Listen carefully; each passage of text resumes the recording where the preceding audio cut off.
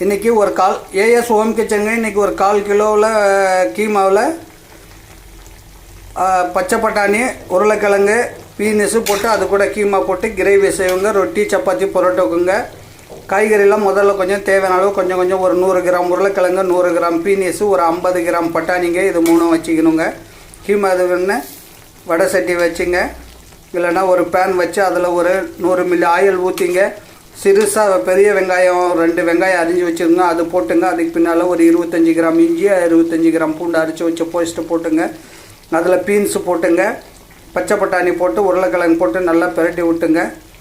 அதுக்கு பின்னால் கீமாவை போட்டுங்க. மிளகாத்தூள், மல்லித்தூள், மஞ்சத்தூள் தேவையான அளவு கொஞ்சம் போட்டுங்க. சீரகத்தூள் கொஞ்சம் போட்டு, பச்சை மிளகா 2 கீரி போட்டுங்க. அது மாதிரி சீரக பவுடர் கொஞ்சம் போட்டு, ஒரு 4 தக்காளி, ஒரு 150 கிராம் தக்காளியை நல்லா அரைச்சி ஊற்றிங்க. கொத்தமல்லி, புதினா துருவி போட்டுங்க. நல்லா